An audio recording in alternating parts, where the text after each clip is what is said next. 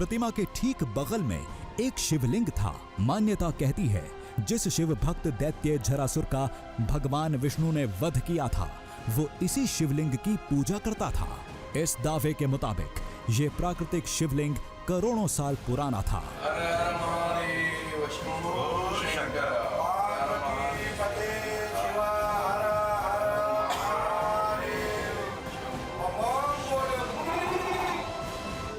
आप ये समझ सकते हैं कि ये शिवलिंग धरती पर मौजूद सबसे पुरातन शिवलिंग में से एक है।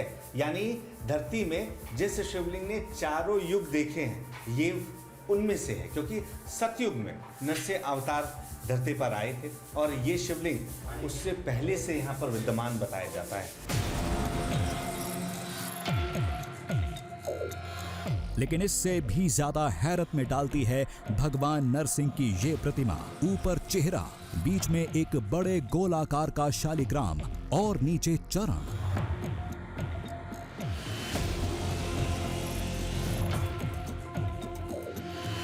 जो जानकारी मिली उसके मुताबिक जो बीच का शालिग्राम वाला हिस्सा है, केवल यही स्वयंभू था जो अपने आप प्रकट हुआ था।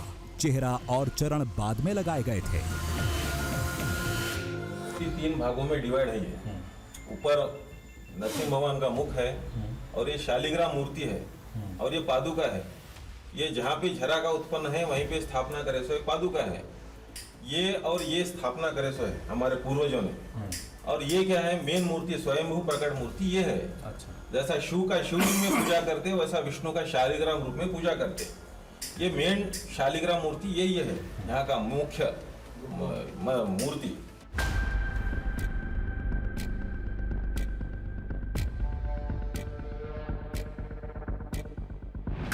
दावे के मुताबिक इसी जगह नरसिंह देवता प्रकट हुए थे। इसी जगह झरासुर का वध हुआ था और वध के बाद इसी जगह से पहली बार उस जल का प्रवाह शुरू हुआ था, जिसमें डुबकी लगाने के बाद नरसिंह देवता का क्रोध शांत हुआ था।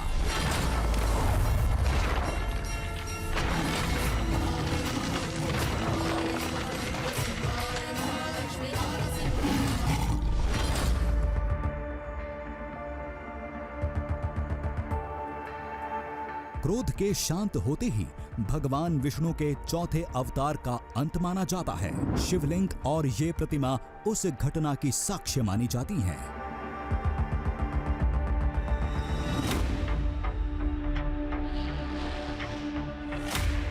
अब यहां एक बात गौर करने लायक थी। दावे के मुताबिक गुफा का पानी इस प्रतिमा के चरणों से निकलता है, लेकिन चरण के आसपास कहीं भी पानी नजर नहीं आएगा। स्थान पर आपको कहीं पर भी जल रिसता हुआ नजर नहीं आ रहा है, लेकिन माना यह जाता है कि इस चरण चिन्ह के नीचे से ही निरंतर बहने वाला जल आने वाले रास्ते पर जा रहा होता है। यानी जब आप इस मंदिर तक, इस गर्भगृह तक पहुंचते हैं, तो जिस जल के जरिए आप यहां तक पहुंचते हैं, वो जल इस चरण चिन्ह के नीचे से बहता हुआ जाता है, जिसको आप आगे बढ़कर सीढ़ियों के जरिए भी देख सकते हैं।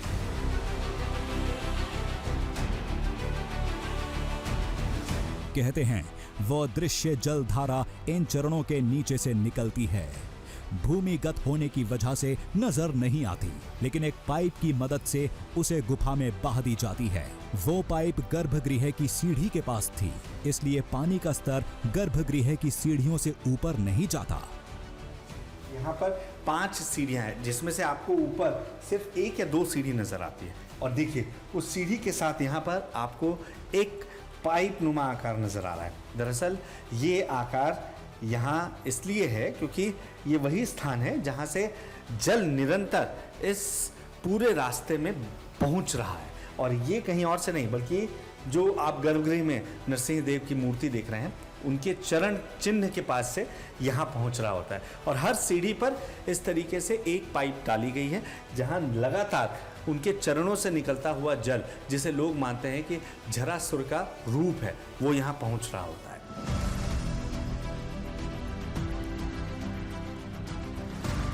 कौन यकीन करेगा, ये सारा पानी एक छोटे से पाइप से निकला है, जिसका स्रोत एक ऐसी धारा है जो ऊपर से दिखती नहीं।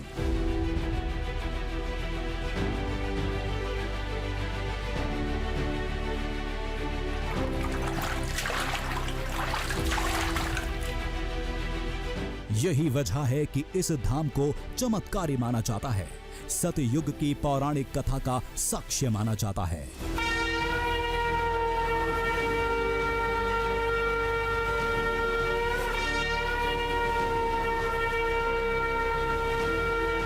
ये धाम भगवान नरसिंह की स्वयंभू मूर्ति, युगों पुराना प्राकृतिक शिवलिंग और ये जल, ये सब एक ऐसी दुनिया तैयार करते हैं जिसमें आस्था को छोड़ किसी अविश्वास के लिए कोई जगह नहीं है।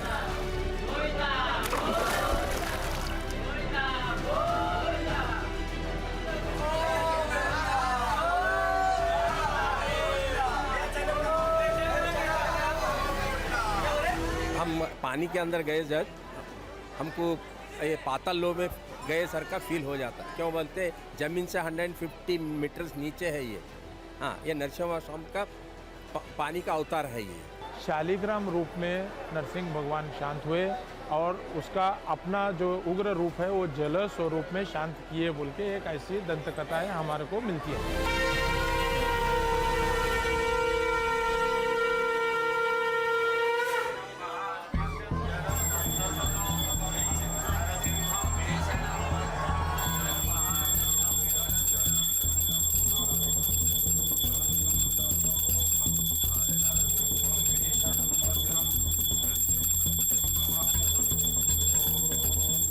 आरती का समय हो चुका था। पुजारी जी गर्भगृह में पहुंच चुके थे। पूरी कंदरा घंटी, शंख और मंत्रों से गूंज उठी।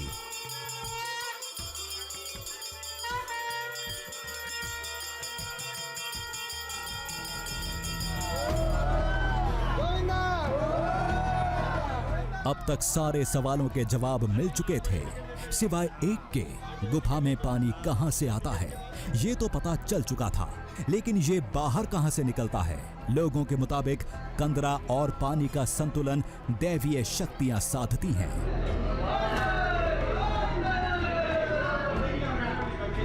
तो इसी के नीचे से पानी आते रहता है। 24 आवर्स फ्लोइंग वाटर है। 1 इंच कम ना होता, इंच ज्यादा नहीं होता, 12 महीने इतना ही पानी रहता है।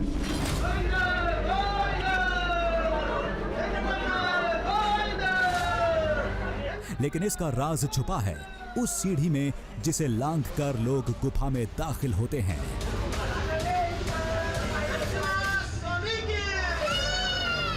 यहाँ पर ये पाइप डली हुई आपको नज़र आ रही है सीढ़ी पर, और ऐसे ही निचली सीढ़ी पर ये पाइप डली हुई है, जिससे पानी का स्तर अगर थोड़ा भी बढ़ता है तो वो इसके रास्ते होते हुए बाहर चला जाता है। और यही वजह है कि इस पूरे रास्ते में आपको पानी एक तय स्तर से ज़्यादा नहीं मिलता है।